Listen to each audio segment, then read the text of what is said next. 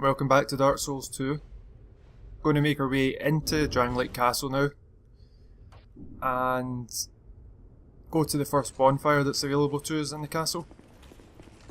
So that door that you've seen back up there, that's the throne room, and it doesn't really come into play until New Game Plus, where it becomes a fighting arena.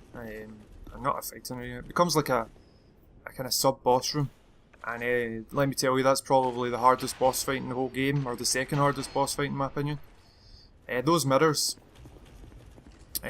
serve as a connection to another area later on, so just bear those mirrors in mind. We've got Royal Guard here, and the only thing to say about these Royal Guards is they've got a lot of health, they've got a lot of armour and defence, but they're not particularly difficult enemies.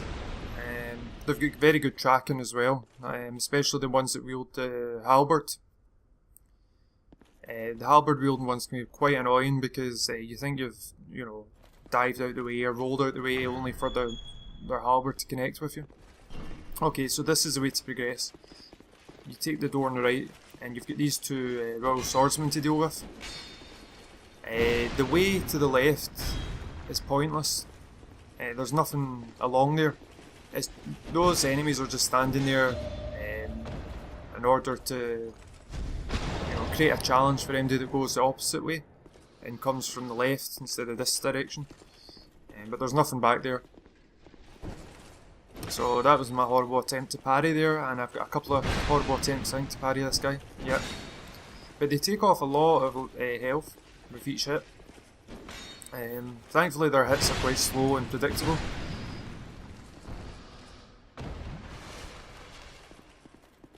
So down the ladders we go. Excuse me. And these guys are just statues, so nothing to worry about with these guys. And we come up to an important junction here once we open these doors. To the right is an end area kind of part of the game down there, and to the left is how you progress through the level. And then here is the bonfire,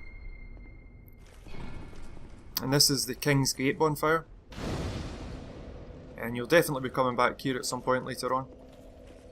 The room to the right is quite an interesting room. It's comprised of 6 doors, and 2 of those doors take you to different areas. One of the doors, the one as you walk into the right, is the one that takes you through the level, and the one away at the top left is the one that takes you to another bonfire and an NPC. All the other doors either have... The door to the left, for example, has nothing behind it. The door in the middle to the left has a Pharaoh's Lockstone. The door to the middle right has a Mastodon Greatsword, and the door up to the top right has the Royal Ring +1, which lowers your... or increases the amount of items that you can carry. Okay, so what happens is it's similar to the way that the door opened to get into the castle. You have to kill these... oh, now I've forgotten the name of them. I'll call them enemies for the moment. Stone something. Stone soldiers, that's it. So you have to kill these stone soldiers right at the door, and that triggers the door to open. You can see I've opened the door on the left, and I've also opened the door on the right. And you can see that there's a rune sentinel behind the door on the left. Behind all of the doors, apart from the one on the right, are rune sentinels. And they can aggro as soon as you step into the room, presuming you will open the door.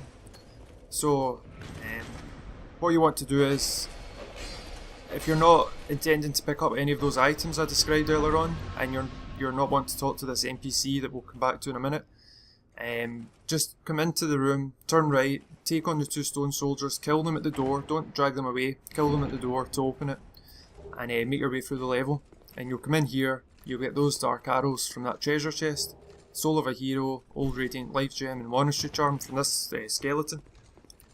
You progress up here, and you'll come to a room that contains armour of an ironclad armour, just standing there, but it's not hostile, it's just armour. And if you come up here, you'll see there's a acid, a big pool of acid sitting to the left, and you can see that there's statues up above. Those statues are triggered by sound, and what happens is they spit acid at you.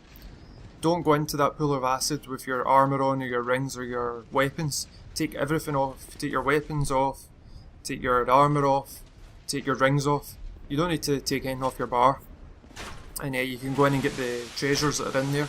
To be honest, they're not brilliant treasures, they're just kind of bog standard items, I think, from memory. We're not going to progress through the level just now. We're going to go and speak to that NPC that I was referring to a moment ago. And it's better to do that first in my opinion, because because you don't want to have to fight through all these guys again, and you're better just getting out of the way while you're right next to the King's Gate bonfire. And there's a bonfire where we're going, so you can walk to it if you need to in the future. So like I say, behind all these doors are Rune Sentinels, and the only problem with Rune Sentinels is twofold. One, they've got a ton of health, and two, their weapon has massive hit detection, and it's got a really wide arc, so it can catch you out quite easily. To be honest, most of the time it's quite easy to roll through their attacks if you've got enough adaptability or agility. And I've actually started parrying them with the parrying dagger, which gives you a brief window to attack them. You can actually stun them as well, like there, once you get enough hits in you stagger them. I was just being very careless here. You can see they hit through your shield as well, sometimes.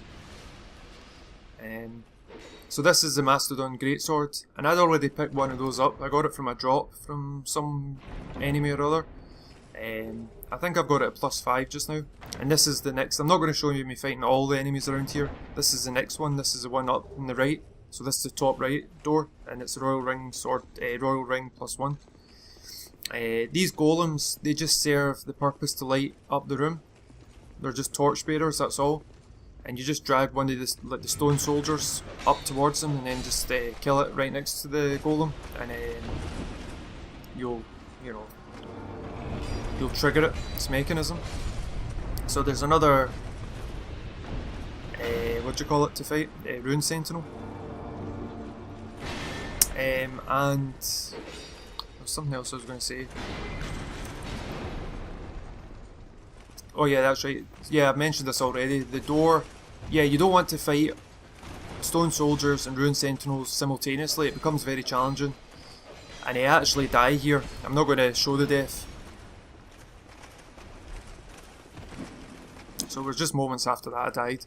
But the room to the left, so that's the middle left, you'll get a Pharaoh's Lockstone. And if you come down here, this is the top left room, across from where we got the Royal Ring +1. You fall down here.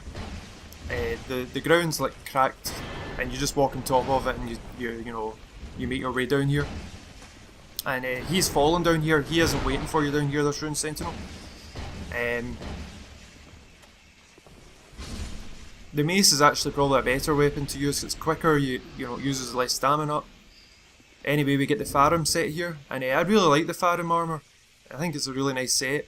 I've used a mod to change the colour of it, but I really like it, and it offers a lot of defence as well. Good armour. I don't eventually use it in this playthrough, because I get another one while we're going through Drangleic Castle, another armour type. So we'll go through and speak to the NPC that I was referring to. It's Dark Diver Grando, and this is the last place that you'll see him, assuming that you've met him in the Shaded Ruins and Black Gulch. You have the look of a true. And because this is our third time visiting him,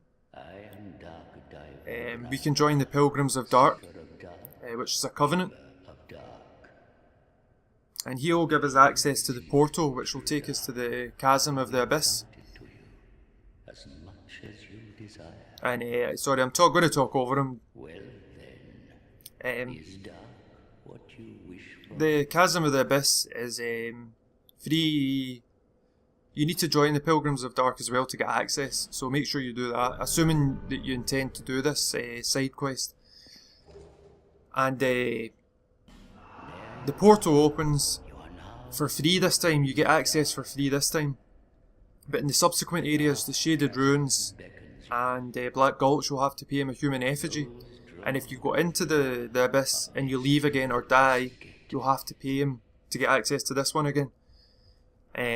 But these are areas where you traverse through they're very short areas, you traverse through them, you have an objective to reach inside the Chasm of the Abyss in each one, and once you've completed all 3, you get a boss fight then, and that boss fight is either the second or the most difficult fight depending on your take. For me it was the second most difficult fight, the most difficult one being the one earlier on in the throne room.